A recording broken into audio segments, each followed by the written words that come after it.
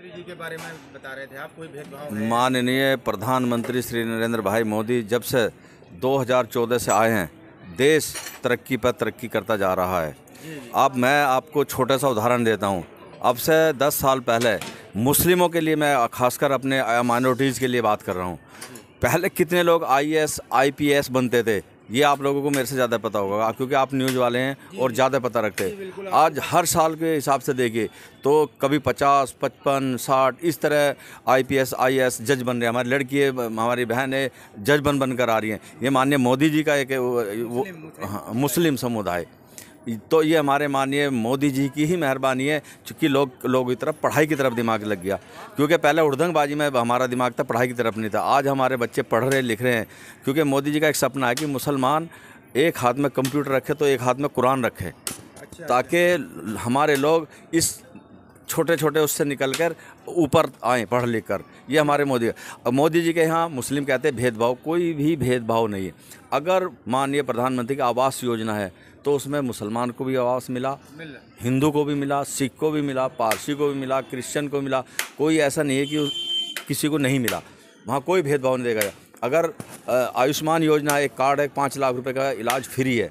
यहाँ तो मानिए हमारे फर्जीवाल जो केजरीवाल मुख्यमंत्री जो यहाँ के भ्रष्टाचारी जेल में हैं, उन्होंने लागू नहीं होने दिया वो, क्योंकि हर जगह वो 5 लाख तक का उन्होंने इलाज अपनी तरफ से फ्री दिया, तो वो सबको दिया, उसमें उन्होंने कोई भेदभाव नहीं है। तो मैं माननीय प्रधानमंत्री सारी योजनाओं के बारे में बात करा। अगर उन्होंने लाभार्थी में आ जाओ, अगर उन्होंने कोरोना के टाइम पर इंजेक्शन बनाया तो सबको फ्री इंजेक्शन दिया, उसमें उन्होंने ये तो नहीं देखा हिंदू को नहीं देना, मुसलमान को नहीं देना। एक बड़ा सवाल दिल्ली से है। अभी दिल्ली में देख रहे हैं, रोज डेली मैं देख रहा हूँ और अपने चैनल पे जनता को दिखा रहा हूँ, दिल्ली की जनता को, कि दिल्ली में इस कदर जो ये मर्डर हो रहे हैं, आए दिन मर्डर की वारदातें आ रही हैं सामने।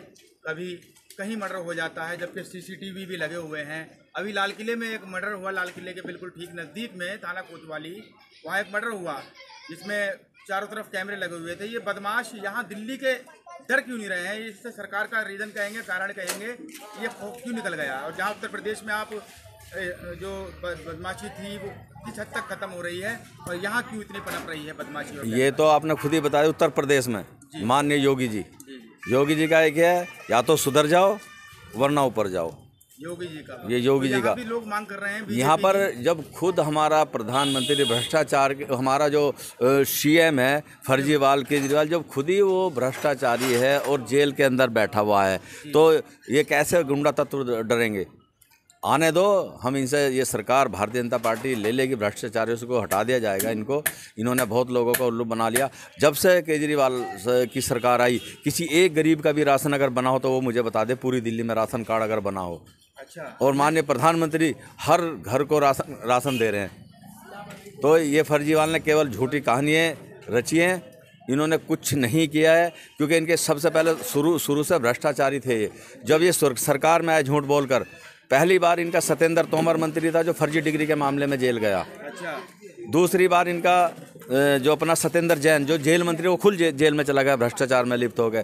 तीसरा जो शिक्षा मंत्री था मनीष सिसोदिया, वो खुद शिक्षा में ही भ्रष्टाचार करके जेल चला गया। इनके जो भ्रष्टाचार के जुर्म थे जो वो साबित हो गए हैं।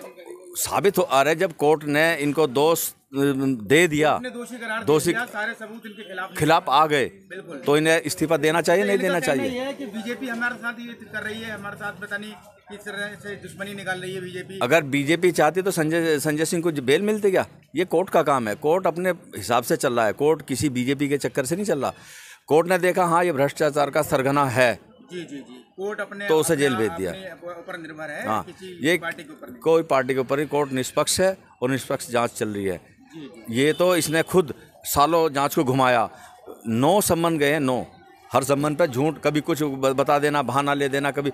अब ये एंड टाइम पे, इलेक्शन के टाइम पे जेल गया ताकि लोगों की सहानुभूति मिले। लेकिन दिल्ली की जनता समझ चुकी है, हम दिल्ली में 7 सीट जीत रहे हैं।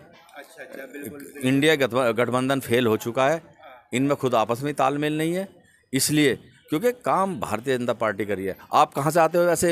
पीछे तो यूपी के होंगे ना? जी जी जी, जिला रामपुर। जिला रामपुर से यहाँ तक के रोड कैसे आप बता दें, पहले कैसे थे और अब कैसे हैं? नहीं, बहुत फर्क है, मैं देख रहा हूँ यहाँ पर जो है, वहाँ पर उत्तर प्रदेश के अंदर सबसे बड़ी बात तो ये है, जो गैंगे पनप रही थी वे खत्म कर देना, बदमाशी थी, और अब तो मर्डर तो दूर की बात है, लोग चोरी करने से भी डर रहे हैं ना कि क्या हाल होगा यहाँ हमारा पुलिस प्रशासन जिस तरीके से।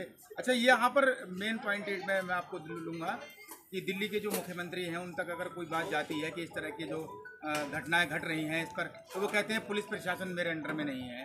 तो ये कहाँ तक क्या कर सकते हैं इसमें? देखिएगा, इसने उस टाइम भी यही कहा था जब कोरोना काल में इन्होंने हमारे जमाती भाइयों को फंसाया था, तो उसमें सबसे बड़ा हाथ केजरीवाल का था। जी, वो जनता समझ चुकी है, जनता समझ चुकी है।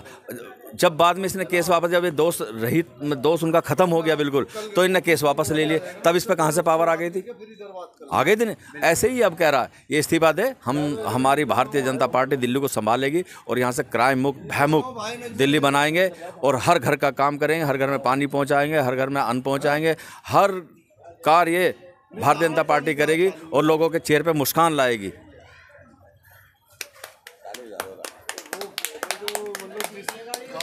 जी राजा भाई, आपके चैनल का नाम क्या हो तो बताओ। जी राजा भाई, कैसे? ठीक है, चलो फिर बात करते हैं। एनआर हेल्प न्यूज़ के माध्यम से मैं आपको एक बात बता देना चाहता हूँ। आप और बोल रहे हैं एनआर हेल्प न्यूज़ के माध्यम से मैं अपनी दिल्ली की भोली जनता को, अपनी दिल्ली की अच्छी जनता को, समझदार जनता को ये बताना चाहता हूँ, केजरीवाल जो एक फर्जीवाल, एक धोखा देकर उसने लोगों को ठगा, उस ठगिया से बाहर निकलना है। और ये जो पहले ये कहता था कि मैं अपने बच्चों की कसम खाऊं, मैं किसी से गठबंधन नहीं करूंगा, इसने वही बच्चों की कसम खाने के बाद कांग्रेस से गठबंधन किया। पहले को अपने बच्चों की छोटी कसम खा सकता है, वो दूसरे के बच्चों से क्या मोहब्बत वो करेगा? दूसरे के बारे में वो आप मेरे से ज़्यादा समझदार हो, वो दूसरे बच्चों में क्या सोचेगा दूसरों के बारे में, मुस्तकबिल के बारे में क्या सोचेगा?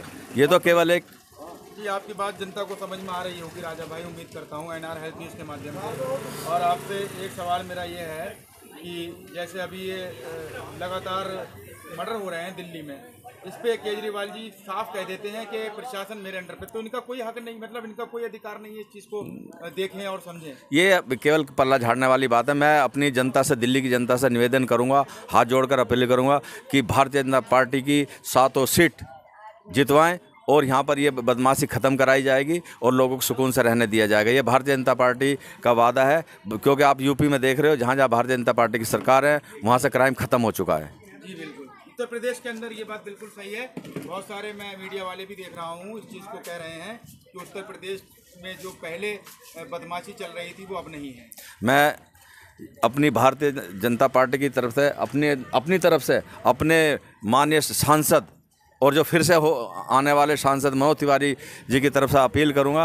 मनोज तिवारी ने हमारे यहाँ पर बहुत अच्छे काम किए हैं। अभी उन्होंने एक स्कूल बनवाया, केंद्रीय विद्यालय, एक और बन रहा, 3 विद्यालयों की उन्होंने नींव रखी है और वो तकरीबन बनकर तैयार हो चुके हैं। तो एक से एक अच्छे काम करें। मैं सभी अपने मुस्लिम भाइयों से निवेदन करूँगा, दरख्वास्त करूँगा, गुजारिश करूँगा कि भारतीय जनता पार्टी को अब फुल बहुमत के साथ माननीय मनोज तिवारी जी के हाथ मजबूत कराएं। हमारे 600 ज़्यादा वोटों से जीत के आना चाहिए।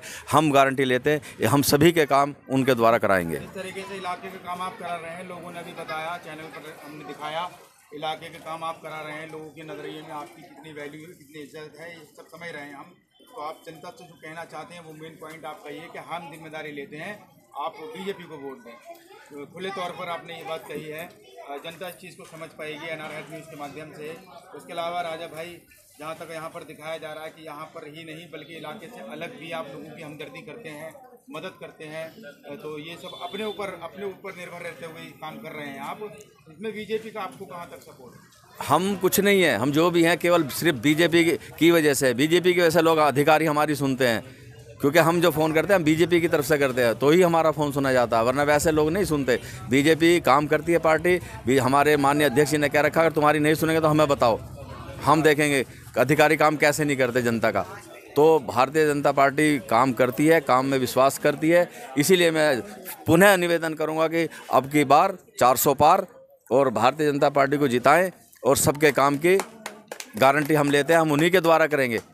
अपने माननीय मनोज तिवारी जी के द्वारा हम क्षेत्र का विकास कराएंगे और करते रहेंगे। जी, पूरी और कुछ कहना चाहते हैं अगर आप यहाँ की जनता से तो बोल सकते हैं। जनता से निवेदन है, देखिएगा आप किसी के बहकाए में ना, किसी के छल कपट में ना, क्योंकि यहाँ पर टुकड़े टुकड़े गैंग आ चुके हैं, उनसे बच के रहें। आपको एक मजबूत विकसित भारत की एक तस्वीर देखनी तो भारतीय जनता पार्टी को जिताएं और भरपूर वोट करें, ताकि कल को हम भी क्या, हमारी माइनॉरिटी ने आपको वोट दिया, हमारे लोगों के काम होने चाहिए, ताकि हम कराते तो अब भी हैं लेकिन फिर हम गर्व से सीना चौड़ा होकर कराएंगे कि हम लोगों ने वोट आपको दिए, हमारे काम होने चाहिए। वो भी हमारे काम करेंगे, वो अब भी करें, वहाँ कोई भेदभाव नहीं है, वहाँ कोई भेदभाव नहीं है। तो मैं अपने लोगों से अपील करूँगा कि अब की बार भारतीय जनता पार्टी को पूर्ण बहुमत के साथ विजयी बनाए, 7 सीट जीत कर दें माननीय मोदी जी को। आसपास से जुड़े हुए थे आप आमिर खान राजा से, यहाँ पर दिल्ली के यमुना कौन सी जगह है ये, जनता कॉलोनी वेलकम में इस समय मौजूद थे।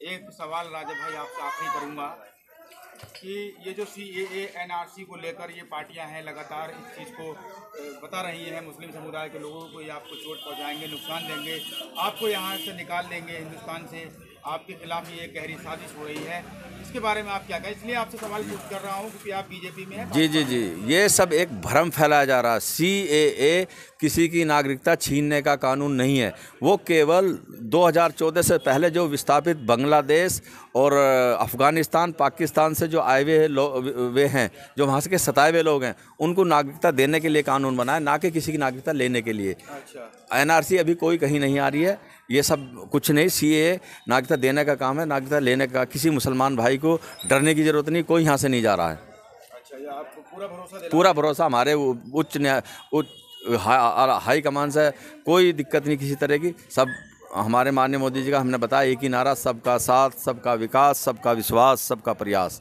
सबकी इसी से भी विकसित भारत बनेगा। बहुत बढ़िया, यानी कि कोई भेदभाव नहीं, कुछ नहीं, कोई भेदभाव नहीं। बहुत बढ़िया, बहुत अच्छा लगा आपसे बात करके राजा भाई। आपको भी बहुत बहुत धन्यवाद, बहुत शुक्रिया। और आपने यहाँ राजा भाई को सुना और बहुत ज़्यादा उम्मीद के साथ जो बातें इन्होंने कही हैं, बाकी आप जान ही चुके हैं इनकी सच्चाई क्या है। राजनीतिक तौर पर और सामाजिक खुले तौर पर सारे काम करते हैं। और मैं आपको बता दूं, हमारी वीडियो के माध्यम से जो भी वीडियो हेल्पिंग की हम बनाते हैं, सोशल वर्किंग की वीडियो बनाते हैं, हम जो भी हेल्प चाहते हैं, राजा भाई की मदद सबसे पहले हमारे चैनल के माध्यम से पहुंच पाती है और गरीबों तक इनकी मदद पहुंचती है पूरे तरीके से, और करते भी हैं। बहुत बहुत शुक्रिया। NR हेल्प न्यूज़ से जुड़े हुए थे, चैनल को सब्सक्राइब करें और इसी तरह की जानकारी के लिए हमें सब्सक्राइब करके बेल आइकन ज़रूर दबाएं, ताकि हमारी वीडियो की पहली नोटिफिकेशन आप तक पहुँच जाए। बहुत बहुत शुक्रिया। अस्सलाम वालेकुम, नमस्कार, साथ